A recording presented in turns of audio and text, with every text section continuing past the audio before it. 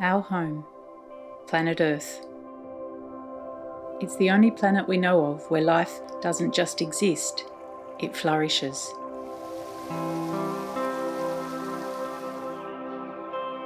And it's only possible because of the perfect balance of our atmosphere. But human activities are upsetting this balance.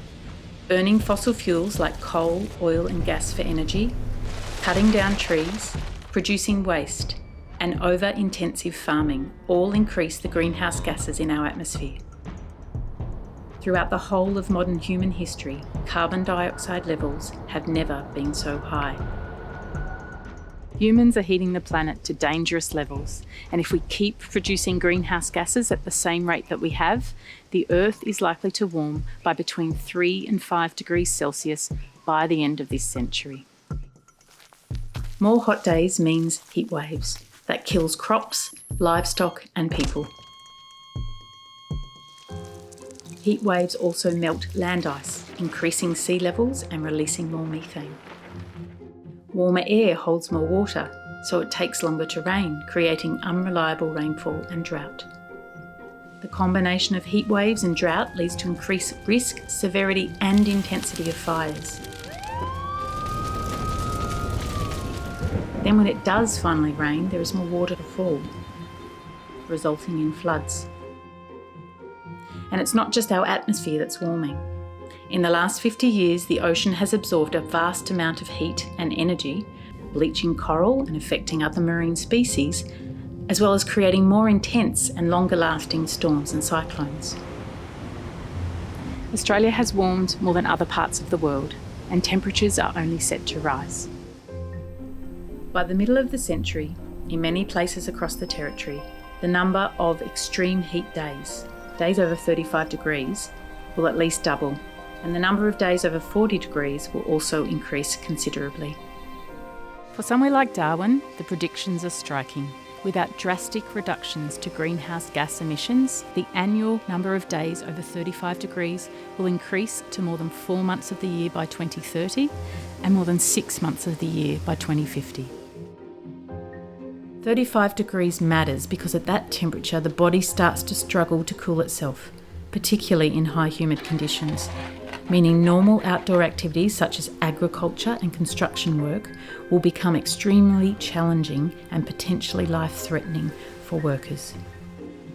As it's getting hotter earlier in the day, compounded with very high humidity levels, new recruits to outdoor work, these are defence people who are council workers, they're overheating. And some people are actually having fainting or syncopal episodes, which can be quite dangerous if they hit their head or cause them to break a wrist or a hip. We're going to see things like this a lot more frequently as the territory heats up. An increase in heat waves and extreme heat days will also jeopardise the outdoor lifestyle Territorians cherish so much, like fishing and camping trips, and the lucrative tourism industry that plays such a vital role to our economy. I can tell it's getting hotter in the Northern Territory and in Darwin in particular. And it makes me frankly worried that one day Darwin's going to be unlivable. I worry that my children aren't going to be able to fully participate in activities and that we're going to be confined more and more to indoors. Across the territory, the hottest days will become hotter and more frequent, and warm spells will last longer. There will be more demand on essential infrastructure supply like electricity and increased pressure, particularly on the vulnerable people in our community, those who can't afford to cool their homes or those who don't have homes. While some of our people have gone on to be successful and buy their own houses, and that's fantastic, the majority of us are living in basically poverty. Pretty hard to do if you're on a minimum wage and you really can't afford to run an aircon or you don't have an aircon. It's that same festy weather that infects animals and makes them unhealthy is the same for us. We suffer from those heat conditions as well.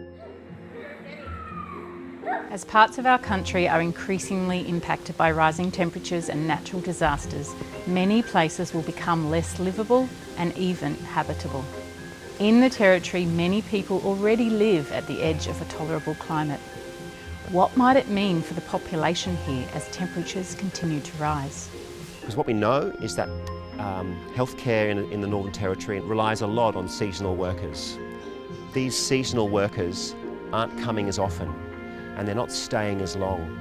And when it comes time to them having children and trying to raise a young baby and to look after a child in this heat, and parents and grandparents aren't around and they're not coming up anymore to stay because it's too hot for them, people are leaving the Territory. They're returning south to cooler and more adapted places.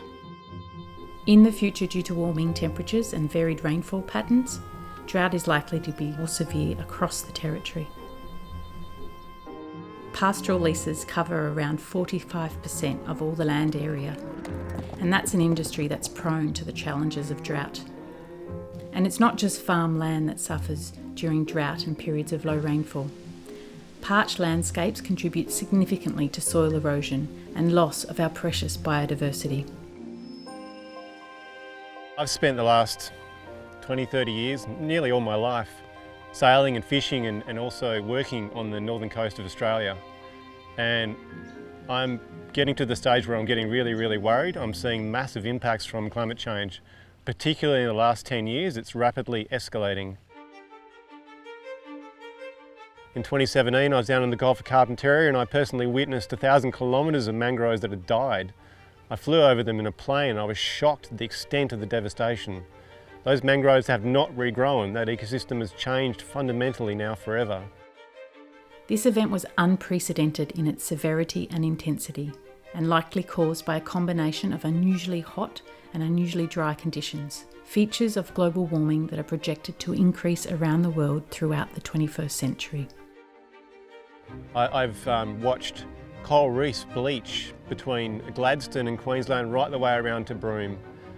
Coral bleaching is not just a Great Barrier Reef phenomenon, it's happening all the way across northern Australia. You've all felt the heat, but imagine what it's like in the ocean for the fish. Our turtles are all being born female because the sand temperature is too hot and there's no males coming out of the sand. And also in the turtle nests, all the eggs in the middle of the nest are cooked, like scrambled eggs. Animals and wildlife don't lie about these things. They don't know anything about politics. They are responding to increasing temperatures. In the NT, with higher temperatures predicted and lower rainfall, climate change will also result in harsher fire weather conditions with more extreme fire behaviour. During the Black Summer of 2020, in just one single bushfire season, 1.8 million hectares, almost 20% of all Australia's forests burnt, in fires that were unprecedented in their severity and intensity. Many of us in the NT had family and friends who were impacted by the fires. Over 3,000 homes were destroyed and 18,000 people were still displaced months later. 3 billion animals were killed or displaced, ecosystems were destroyed, and vast amounts of CO2 was emitted into the atmosphere as a result. Recent studies have shown that a summer like 2020 will be an average summer by 2040 and considered a cool summer by 2060. In the same season, Arnhem Land Ranger groups were forced to fight fires that were hotter, more intense and burned longer. And rangers are worried that wildfires up here will continue to get worse. Since the 90s, there has been greater variability in wet season rainfall recorded in the NT, with both wetter and drier years seen more recently. Due to climate change, future rainfall is likely to become more unpredictable and the intensity of heavy rainfall events will increase. In the north, cyclones are also predicted to become more intense. In other parts of Australia, we've recently witnessed the dramatic impacts of changes to rainfall as a result of climate change. At the beginning of 2022, in northern New South Wales and southeast Queensland, our friends and family were impacted by the unprecedented flooding. Many people lost everything, including homes and businesses that were uninsured because of prohibitive insurance costs. Around the world, we are witnessing an increase in the incidence and severity of these kinds of disasters and the costs associated. We're also seeing rapid sea level rise. You may have noticed back in January during a monsoonal event we had 30 to 40-year-old casuarina trees washing into the ocean at Lee Point. And this is a shocking example of the reality of today and the climate change impacts coming to the north. It's a very uncertain future for us and for everybody else. We're not sure how much of this coast is going to be inundated. I'm understanding there'll be some sort of saltwater intrusion coming into freshwater areas, even this gully here, this freshwater site, this important site, the first site of shared freshwater in Darwin, could be suffering from saltwater intrusion at some point in the near future. So, you know, I am saying to people, hit the panic button. We need to start planning for our actual survival, not just the wildlife and the trees, but our survival, because we are going to see some really massive changes very soon. By 2050, experts estimate there could be over 1 billion climate refugees around the world, fleeing their homes due to natural disasters, uninhabitable land and sea level rise. This will put additional strain on the resources of countries they are migrating to and creates potential for global instability. Experts warn that every fraction of a degree of warming puts the world at greater risk. Of even more concern is that the higher the temperatures rise, the greater the risk of accelerating the effects of positive feedback loops and triggering irreversible and abrupt changes to the climate. For example, white ice reflects sunlight, cooling the planet. As ice melts due to climate change, that cooling no longer occurs, increasing the warming and melting more ice, which creates more warming, melting more ice, and so on.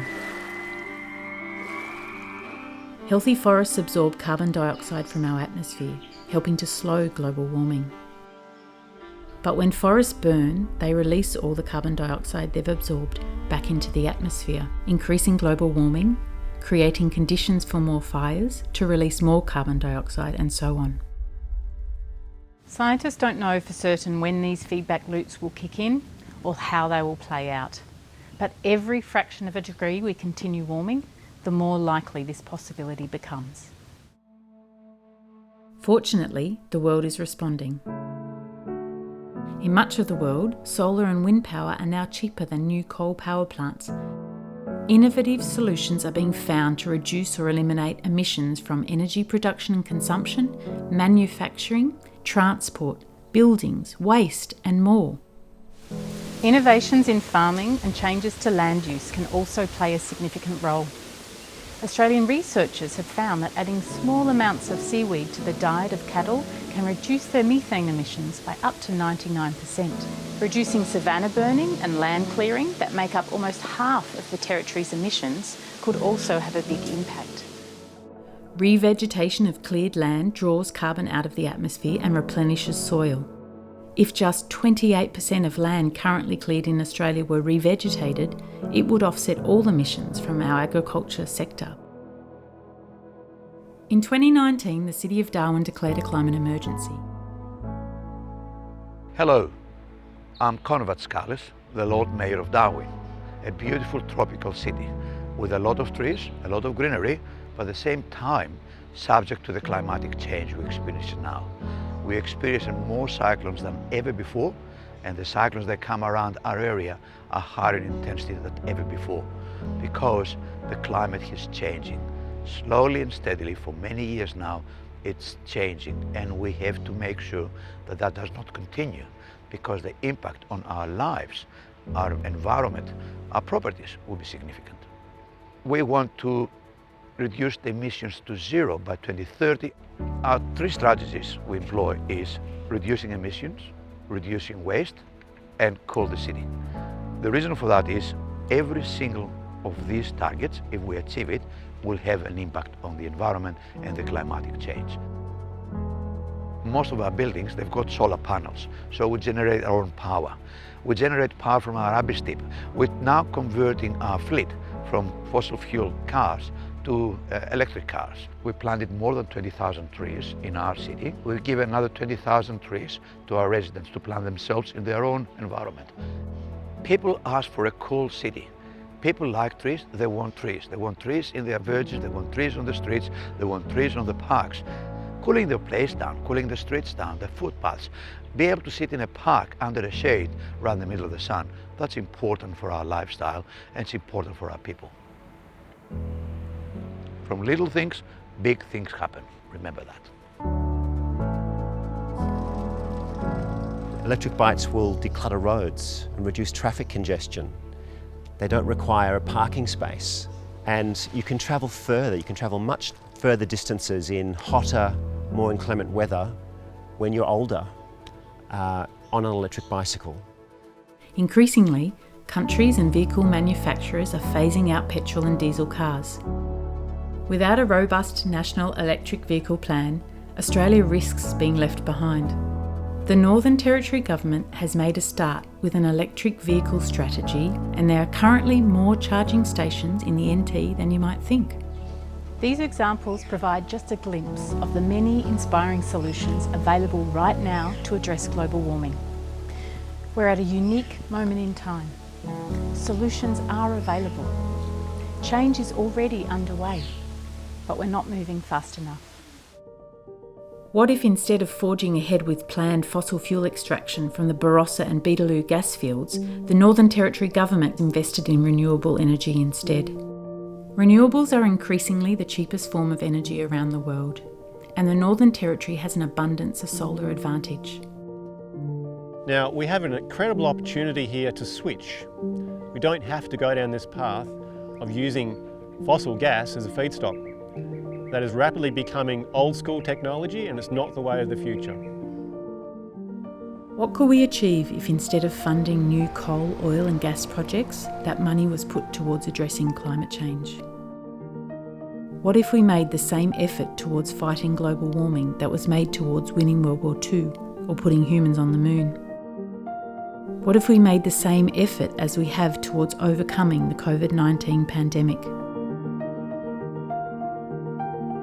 Humans can do incredible things when we choose to.